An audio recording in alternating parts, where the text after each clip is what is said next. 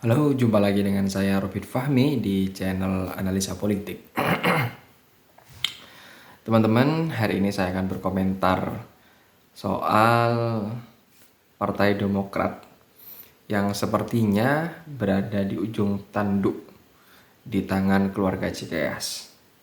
Selama ini Demokrat menjadi satu-satunya partai untuk keluarga Cikeas bernaung atau berpolitik, mulai dari mengantarkan SBY menjadi presiden 2 periode, kemudian digantikan oleh AHY sebagai ketua umumnya, lantas kemudian ada saudaranya AHY yang juga menjadi DPR. Dan kita tahu bahwa semenjak Presiden Jokowi menjabat 2 periode dan sekarang sudah periode kedua, Demokrat memposisikan diri sebagai partai oposisi bersama PKS. Dan hari ini pun ketika Pak Jokowi sudah hendak lengser ke Prabon, Demokrat masih memposisikan diri sebagai oposisi, bahkan mengusung capres yang itu representasi dari oposisi bersama PKS dan Partai Nasdem sebagai pengusung utamanya, yaitu Anies Baswedan. Nah, sebelum lebih jauh ke sana, mari kita lihat dulu kenapa saya menyampaikan bahwa Demokrat ada di ujung tanduk di tangan keluarga JKS. Karena beberapa waktu lalu ada upaya untuk melakukan take over Partai Demokrat yang dilakukan oleh Muldoko, Kepala KSP, Kepala Sekretariat Presidenan. Dan Muldoko ini bersama mantan kader Demokrat yang sudah dipecat, yaitu Johnny Allen, sempat melakukan KLB, konferensi luar biasa di Deli Serdang, dan menunjuk Muldoko sebagai ketua umumnya hasil dari KLB itu. Nah, sontak persoalan ini menjadi perbincangan publik, seolah ada upaya untuk meredam dari oposisi dengan cara melakukan take over partainya yang dilakukan oleh Muldoko sebagai kepala KSP lah. Dan memang Pak Jokowi sebagai presiden itu seolah menutup mata, saya melihatnya demikian. Karena kenapa? Membiarkan bawahannya ini ya sepertinya merusak demokrasi dengan cara melakukan take over partai, ya dengan cara-cara yang menurut saya kurang baik lah kalau saya menilainya. Yang tiba-tiba kemudian melakukan KLB Johnny Allen dengan kader yang saya tidak tahu apakah itu kader asli atau apakah yang sudah dipecat yang ikut KLB itu, tapi kemudian menunjuk Muldoko sebagai ketua umumnya, padahal Muldoko ini katanya itu bukan kader Partai Demokrat. Nah, karena upaya Muldoko ini gagal, setelah melalui proses yang lama, akhirnya Menkumham mengakui bahwa Demokrat ketua yang sebenarnya yaitu AHY. Tapi setelah publik disuguhi dengan berbagai drama bahwa berakhir dengan kemenangan kubu AHY, ternyata usaha untuk merebut Demokrat ini belum selesai, dan sepertinya ini menjadi gerakan akhir dari Muldoko, yaitu dengan cara melakukan PK. Nah, bila kemudian PK ini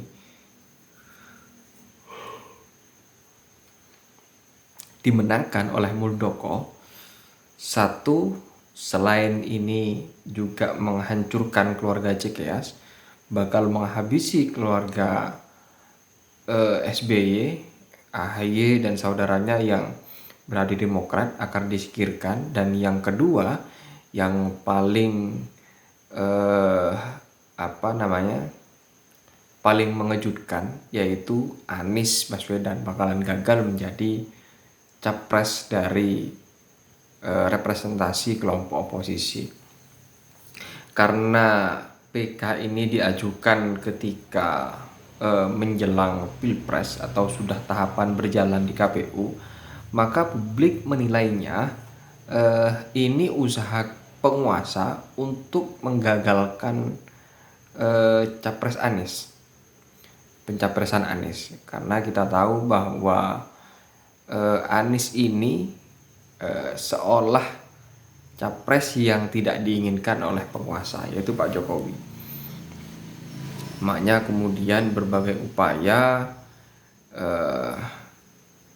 saya menduga ada berbagai upaya untuk menjegal Anies Baswedan ini agar dia tidak menjadi capres. Dan misalkan ya, dulu ketika sempat ramai, entah ini apakah operasi politik atau bukan, tapi karena menjelang Pilpres sehingga publik pun membacanya ini seolah sebagai operasi politik untuk menjegal Anies. Ketika Ketua KPK misalkan Firly Bahuri, sebagaimana diberitakan di media massa, ngotot agar Anies ini menjadi tersangka, statusnya dinaikkan sebagai tersangka atas kasus Formula E yang digelar di Jakarta. Dan itu pun gagal ketika upaya yang dilakukan Firly ini mencuat ke publik. Dan upaya-upaya lain pun itu terus berdatangan, yang sebagaimana yang bisa kita lihat bersama saat PJ Gubernur Heru Budi Hartono ini menghabisi semua peninggalan yang ditinggalkan oleh Anies Baswedan, misalkan soal jalan kaki, terus kemudian yang itu programnya sudah tidak dilanjutkan, sumur resapan dan sebagainya lah. Entah, walaupun publik menilainya itu program yang gagal, tapi kan belum diteruskan sampai tuntas, sehingga tidak kelihatan hasilnya bagaimana. Ini bukan berarti saya mendukung Anies, tidak. Saya di sini netral ya. Tapi ini sedikit penjelasan lah kenapa kemudian ada muncul isu bahwa take over Partai Demokrat ini adalah operasi untuk penjagalan Anies. Dan ini juga sempat diungkapkan oleh Ketua Umum Partai Demokrat, yaitu Agus Harimurti, yaitu AHY, bahwa PK yang dilakukan Muldoko ini adalah upaya untuk menjegal Anies. Apakah benar demikian? Ya Allah alam. Tapi yang jelas sampai hari ini Presiden Jokowi tidak pernah memberikan sanksi kepada Muldoko sebagai bawahannya, yang sudah jelas-jelas dia sebagai bagian dari kekuasaan, kepala KSP, kemudian hendak melakukan take over partai politik, tapi dibiarkan oleh presiden. Nah, ini kan kekeliruan lah. Walaupun banyak mengatakan itu adalah hak, tapi Muldoko ini dia juga bukan kader Partai Demokrat, ingin melakukan take over sampai upayanya mengajukan PK. Ini seolah-olah publik membacanya penguasa merestui apa yang dilakukan oleh Muldoko melakukan PK ini. Walaupun sebelumnya itu ya pemerintah mengatakan bahwa yang sah sebagai ketua umum itu Agus Harimurti, tapi dengan tidak ada tindakan peringatan, punishment kepada Muldoko, ini ada dua sisi yang dimainkan oleh kekuasaan, oleh penguasa. Di satu sisi mengakui Agus Harimurti, di satu sisi juga mengamini apa yang dilakukan oleh Muldoko. Nah, kalau kemudian operasi politik yang dilakukan oleh Muldoko ini berhasil, maka ya itu apa yang saya sampaikan tadi bahwa Anies Baswedan ini bakalan gagal menjadi capres. Dan nantinya bakal ada dua pasangan calon, yaitu Prabowo dan Ganjar ini yang bakalan berhadapan. Dan kalaupun salah satu dari dua ini termasuk orang Jokowi semua kalau saya membacanya, dan siapapun yang menang, Pak Jokowi lah sebetulnya yang menang, karena dua-duanya adalah ya kaki Pak Jokowi semua ya kalau kita membacanya demikian. Namun apakah nanti yang upaya yang dilakukan oleh Muldoko ini berhasil? Ya kita berkaca ke belakang ya, bagaimana kemudian ketika Pilpres 2014 KMP itu, Koalisi Merah Putih itu sepertinya oposisi yang kuat di DPR karena menjadi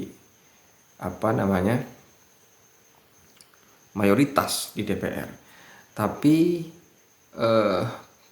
penguasa ya sepertinya melakukan operasi politik dengan cara mengobrak-abrik partainya. Misalkan ketika P3 waktu itu dikomandoi oleh Surya Dharma Ali, dan kalau Surya Dharma Ali masih tetap menjabat sebagai ketua umum, maka waktu itu P3 bakalan tetap bersama Koalisi Merah Putih. Tapi sayangnya Surya Dharma Ali kemudian kena OTT KPK, Jan Farid terpilih menjadi ketua, seketika itu langsung merapat ke kekuasaan. Ada lagi Partai Golkar. Walaupun Partai Golkar ini cenderung ke kekuasaan ya, tidak pernah jadi oposisi selama 32 tahun di bawah kepemimpinan Soeharto. Ketika Ical atau Abu Rizal Bakri ini kalah di perebutan kursi ketua ketika Munaslup di Bali, waktu itu yang menjadi pemenangnya Novanto, walaupun Novanto ini dikeroyok sekian calon ketua umum, tapi karena Novanto yang menang, akhirnya seketika berubah arah politik ya. Golkar merapat ke kekuasaan. Nah, apakah di penghujung pemerintahan Jokowi ini juga akan terjadi kejadian serupa, misalkan PK yang dilakukan oleh Muldoko ini berhasil sehingga Anies gagal dan P3 sih, Demokrat akhirnya merapat ke salah satu capres yang sebetulnya dua-duanya sengaja dipasang oleh Pak Jokowi untuk meneruskan programnya ketika nanti sudah tidak menjadi presiden, misalkan seperti IKN. Lantas bagaimana menurut teman-teman? Apakah Cikias akan tinggal diam dengan upaya PK Pak Muldoko, atau memang Cikias sudah tidak mampu lagi untuk memegang erat Partai Demokrat sehingga kaki-kaki penguasa akan melakukan take over dan Cikias bakalan jatuh dari Partai Demokrat? Ya kita lihat saja nanti bagaimana hasilnya. Sekian dari saya. Assalamualaikum warahmatullahi wabarakatuh.